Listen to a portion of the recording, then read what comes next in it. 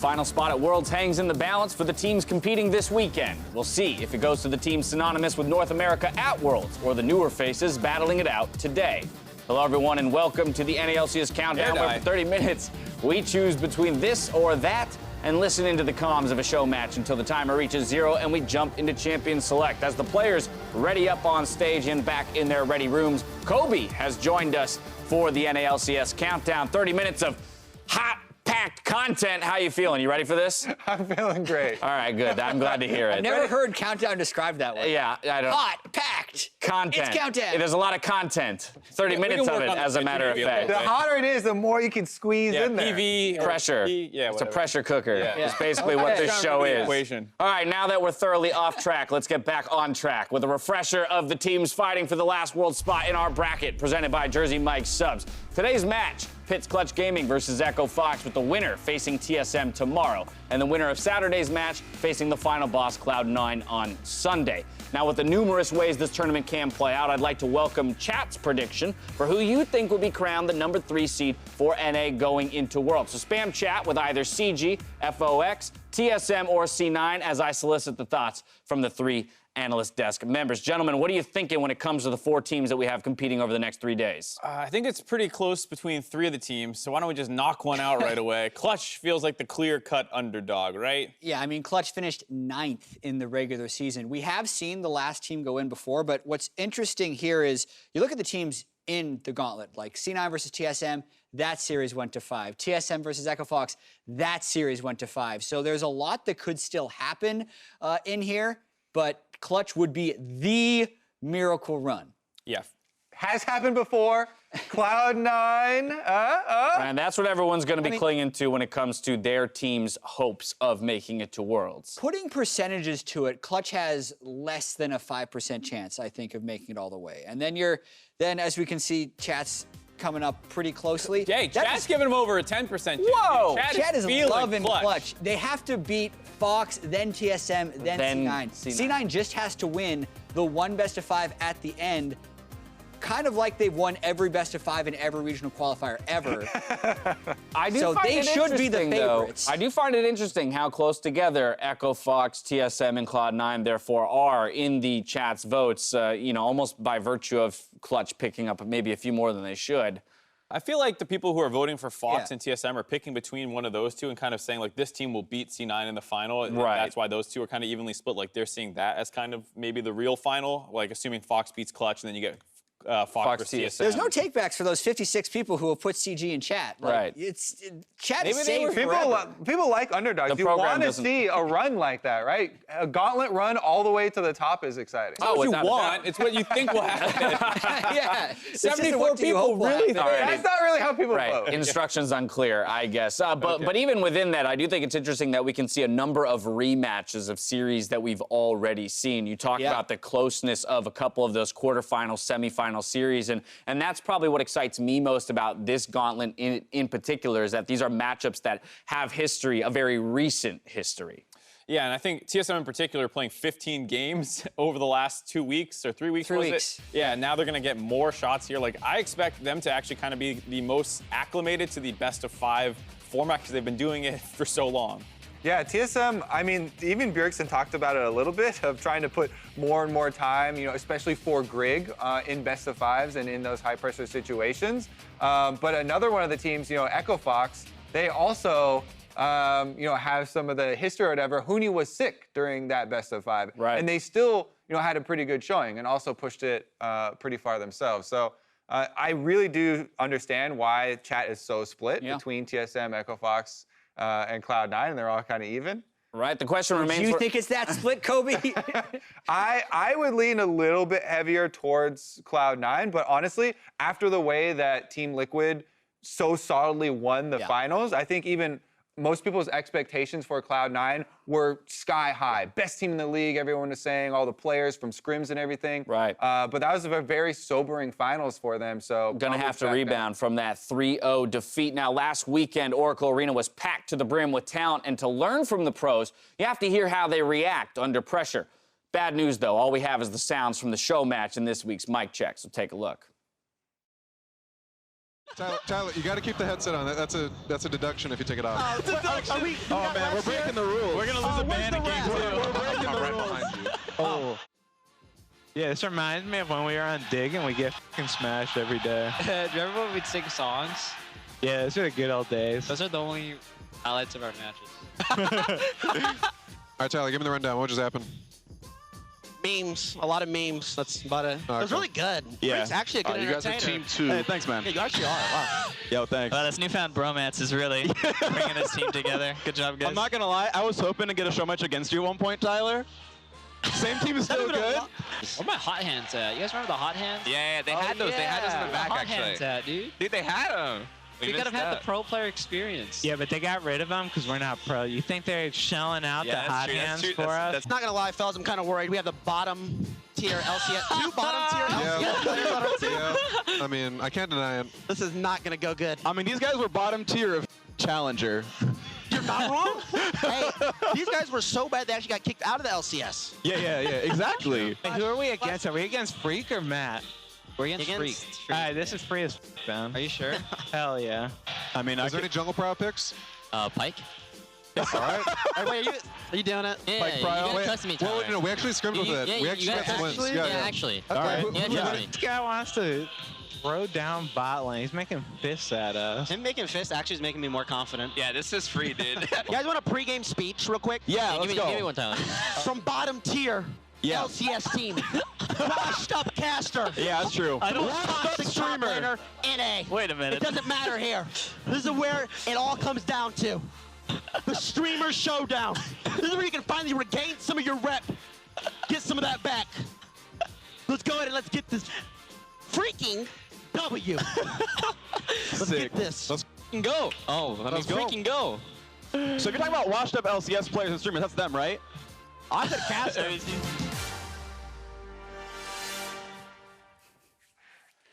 That's a pretty good motivational speech. I think some teams could use Tyler 1. Well, good news. Solo was on that squad, so he heard that pep talk. We talked If about they beat Echo Fox, the credit is going to Tyler 1. Yeah. Yeah, without a doubt. Wait, All right. but that didn't get them the win in the show match. No, it didn't. That's a good point. It didn't get the job done there. We've got 2 more installments of the show match Mic Check coming to you this weekend, so stay tuned to the NALCS countdown over the coming days. For now, though, we're stepping away. When we return, Kobe and Jack do a live this or that and break down match 1 of the regional qualifier. As we go to break, here's a look at the newest iteration of Eyes On, which followed the stakes of Oakland Finals weekend. This is your last shot, right? If you lose, you're out. So there really is no room for mistakes or errors here.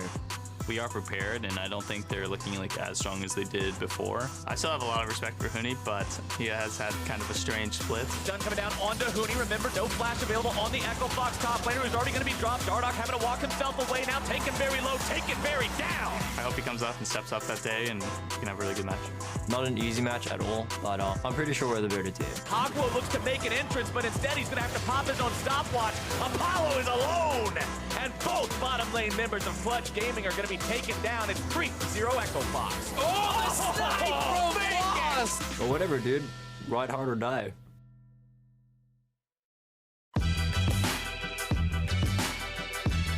Welcome back to the NALCS Countdown, where we're doing this or that with Kobe and Jat live on the countdown for the first time.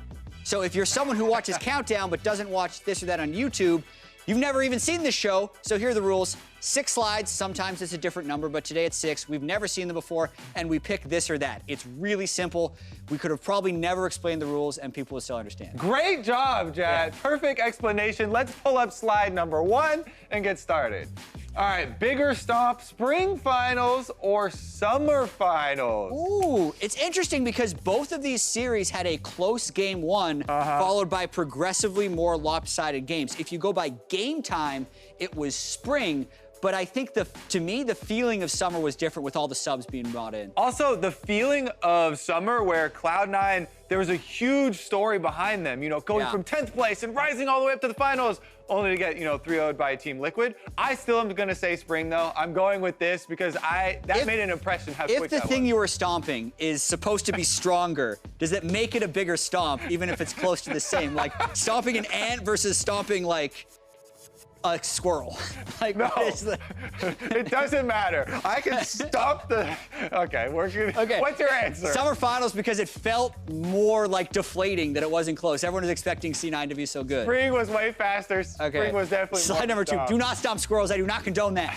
Better combination, non-swole, swole, or half swole, because they tried all 3. Yeah, I think they had the right progression, ending up with the half swole or something. My right arm is bigger than my left What about arm. the other half swole? They didn't even see that. Yeah, we didn't get a picture of that one, but honestly, the reasons that they went through these iterations, Blabber had a hard game in the first round, then Golden Glue got solo killed, had a hard game in the second one, so you ended up with this, so I'm gonna take the other thing. You're gonna take half swole. I'm gonna take half It's swole. the best combination. That's the most experienced combination. I'd say by the record, it's actually the non-swole. This is the original combination. You know who else isn't swole? Xmithy and Pobelter. And they beat all 3 of them, so non-swole by definition is a better combination, and they were 8-1 at the end of the regular season. So slide number 3. Flawless argument. Yeah. I like that one. Better top laner, Cho'Gath or Sion? Having the finals very clearly in my memory, I'm gonna say Sion just because of how ridiculously tanky he got. They got the change to his W. You can get a lot more health very easily, passively by just killing minions. True. So you get to be this big thing on the front line. People are taking Glacial Augment sometimes too, so you have to watch out. I think the recent changes to Sion to make his max health pool so much larger, the more health he gains on last hits, pushed him over the edge because traditionally it's been Cho'Gath, the fact that he brings more crowd control and just eats the other frontliner in so many fights. But I think Sion gets so ridiculously tanky that the feast is no longer effective in taking him out, so I agree. His low cooldown ultimate also so reliable for the engage that we've seen. Practice your drifting on Sion Speedway. Golden Glue still a champion, although Impact was the best drifter on the final stage. Next slide, number 4 on this or that. NA's GOAT. Bjergsen or Double Lift? It always used to be Bjergsen, for sure. Yes. But Double Lift does make a very good case. He has now tied him with championship titles. He won the MVP. He's done it on 3 different teams. He's done it on more teams. I've actually been swayed over to the Double Lift camp. Kobe. I'm team Double Lift. 4 MVPs. I don't care. To 1. Double Lift 3 is in the different conversation. And you say they're in the conversation when they're not that yet. New argument.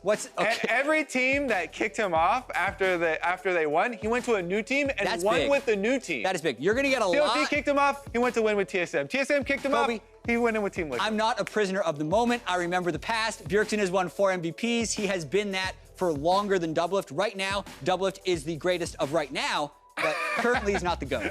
Fair enough. All I'm right. still taking that. Next slide. NA's 3rd seed, C9, TSM, or Echo. Where's Clutch? Guys, we haven't even seen that game yet on this or that. the producer bias.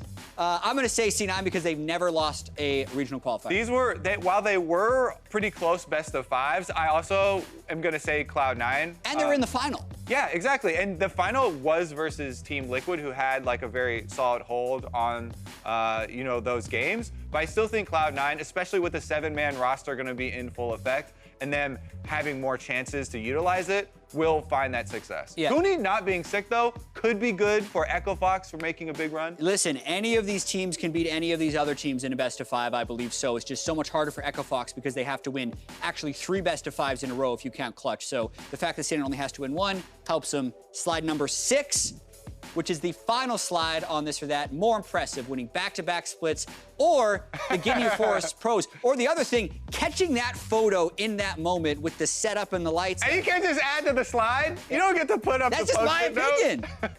Honestly, though, other teams have done Guinea Forest pose in other esports as well. This one was the most crisp that I've seen. Also, Ole changed it a little bit. He's supposed to be a little bit shorter and more upright, but he didn't want to block Double Lift's head. That is a support move if I've ever seen one. I thought that was clean. You think it's that? I think it's definitely You think 5 people doing a pose is more impressive than being the best 5-man team when millions of players play the game in North America? Convince me I'm wrong, Jet. The 4 of us and Joel could do that with an hour of practice. We could never win back-to-back splits. You can't do it with this confidence without first. It's this. Kobe's being ridiculous today. That will do it for this or that. live on NALCS Countdown. Why are you emphasizing the end of the show so hard? I don't know. We're going to go back to the desk. See you in a bit. I think notoriously Echo Fox has been like really good into us, and they just play like a different style that we're not like entirely used to. We've only beat them once, I'm pretty sure, in our entire season. So going into this match, we know that's just gonna be kind of difficult, but at the same time, we are prepared, and I don't think they're looking like as strong as they did before. So yeah, I mean, even though they have done well with us in the past, I think we still have a chance. Citing that they still have a chance, Apollo is, but I want to discuss some of the this or that action that was going on there. Because I don't know if I should be insulted at the fact that you think it would take us an entire hour to achieve that pose. They did it pretty well. Did you see theirs, though? It was great, but like, come on, we just have to get into this in an hour? I have seen people for years just do the Ginyu pose horribly or awkwardly or make it not look cool. Yeah. The fact that they had the lighting and the smoke and like the stage and the music, I would argue it's the greatest Ginyu force of all time. Whereas people have won back-to-back splits multiple times. CLG has done it, TSM has done it, Liquid's done it. Everyone in the world I haven't tries the seen a Ginyu cool force Ginyu pose. Oh my goodness. I did not expect you to go that direction like that. No, it's great. As well, I think it was interesting hearing you guys talk about the, Cloud9, TSM, Echo Fox, who will win. Yeah. That discussion, in my opinion, more mirrored what Twitch chat's kind of prediction was, is that there is quite a possibility for all three of those teams to win. Slight edge, though, for Cloud9, as they only have to play the one best-of-5, and we're the top-ranked team out of those teams coming into the weekend. Now, despite not seeing both of these teams playing today, Echo Fox and Clutch, it's hard not to pin Clutch as clear underdogs in this situation. Yeah, and it's no surprise why. They did finish the season in 9th place, only ranking above the Golden Guardians. If this would have been last year, you actually lose your spring championship points if you fall into the promotion tournament. But with franchising, that doesn't exist anymore, so they maintain their championship points and get seeded into this regional qualifier. So they got a shot at Worlds here, but it isn't an easy one. Yeah, and I think people look at kind of that C9 miracle run that happened way back in 2015. And they had a 6-12 record at the same time. Which is the same. Which is the same, but like you said, they were coming from a league that had, I think, like a one-win team in it, so they were able to pick up a couple more wins along the way. Clutch, the fact that they were competitive in spring and all that does make me have some hope for them a little bit, because we can see that, like, if the right people get hot at the right time, they have a chance. I mean, to me, I would want to see Clutch succeed in the same ways that they succeeded in spring. We need Fabiven back in his form, and they need the bottom lane to start making those big plays. Hakuo pulling out the Thresh or something. Right, and again, much like that Cloud9 run, if you turn it on now, that's the proof and evidence we need to a degree to accept a team going to Worlds at that point. If they can actually run the gauntlet and win back-to-back best-of-5s. On top of finishing higher, though, than Clutch in the regular season, another reason why Echo Fox are favorites is how competitive they were in the quarterfinals with less than ideal circumstances.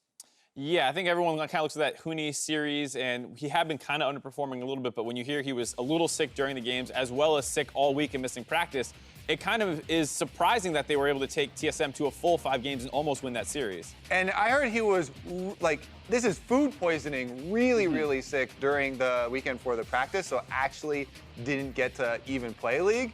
Yeah. But, there are pros for this team as well, right? Dardoch also has been a monster for them, and he's been a monster for them before. Exactly. This is a rematch of the 3rd place match in spring, which was the fastest best-of-5 we have ever seen in NALCS playoff history. And a lot of that series was Dardoch dunking Lyra over and over again. And that's when Clutch had actually been looking better than they have this split. Now, there is also 3/5 of a new Echo Fox team from that moment. So there's a lot of change variables. It just sets up Echo Fox to be pretty big favorites. And even though Fabiven has fallen off from spring and hasn't been as good, he's up against Damonte. Damonte is new to the league still, and is still kind of working out his playstyle with Echo Fox. Echo Fox has this very fast and chaotic playstyle, and for Damonte, he's a guy who wants to be, a highlight player, right? So he goes for a lot of big plays. we've seen some of them get turned around on him have high moments and low moments. Well, oh, go ahead. I was going to say, to be fair, though, we always talk about how Echo Fox feels like their identity is almost 100% derived from the top laner and the jungler Huni and Dardoch. And so Damonte coming in, he's definitely, I think Phoenix actually looked pretty good a lot of the times last split, so I think it's hard to say it's exactly the same, but it will, I still think, come down to how the top and junglers are playing. A challenge to acclimate to the Echo Fox playstyle, but when it comes to Echo Fox's playstyle, Lost knows all too well how swingy it can be. We are very unpredictable. I like to say that our team is a curse and a blessing, and that's how we play. We're really scrappy, definitely very scrappy. We would like not to be, but it is what it is, and you know, at least it's fun to play it. At least it's fun to play it, but you know, there are a lot of ups and downs with the way that we play. But whatever, dude, ride hard or die. Whatever, dude. Whatever, dude. I love that ride or capper to die. it. So nonchalant. But there is, I think, a lot to glean from that attitude, you know, of a player specifically on a team like Echo Fox, because I would imagine it'd be hard to be successful on that team with any other attitude, thinking that things need to be more structured or stringent or standard. In this case, saying, hey, I realize that there's going to be chaos. Let me accept that, try and live and play in the moment, and follow the lead of these other more aggressive individuals on my team. I wonder if Huni's the one who taught him that quote. Ride hard or die. I feel like that's something Huni would say. Well, also this time in America. To be fair, we've seen a lot of the LPL teams have like 36 kills in 25 minutes, so it does feel like it's a little bit more accepted to have a go hard or go home. Yeah, I was prepping for world teams a little bit. Both IG, one of the super strong LPL teams, Fnatic also has very low game times, high kills per minute. So a lot of the top teams from multiple regions have been embracing that style. Ride hard or die. Whatever, dude. All right, time to get down to the brass tacks. Win conditions for these teams. Kobe, I'm coming to you for Clutch Gaming. Understanding that they might need to replicate a Cloud9 miracle run. How do they do it? It is a lot of stuff. I had to go pretty deep into the past successes of Clutch Gaming to get their win conditions, so let's start it off. Good news is, off the bat, it doesn't matter which side you're on because they only have 6 wins. 3 on blue and 3 on red, so that's 50-50 chance. Boom. Honestly, though, the champions that are very important are also all bird-related. Febiven on Swain, 24 KDA. Apollo and Hakuo on Xayah and Rakan, 23 and 25 KDAs. So stick with the avian theme. Now get into the game.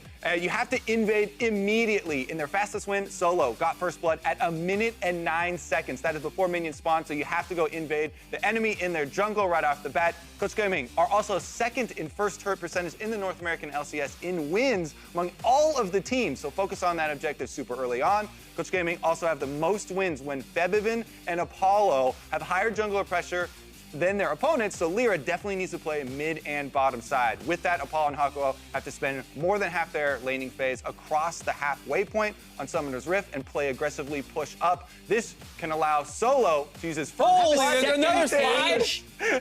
There's a long list. There's a lot of things that you need to get right here. Solo, 6 minutes and 33 seconds. Remember that time? He teleported bottom lane against Cloud9, got a triple kill, his only of the entire split.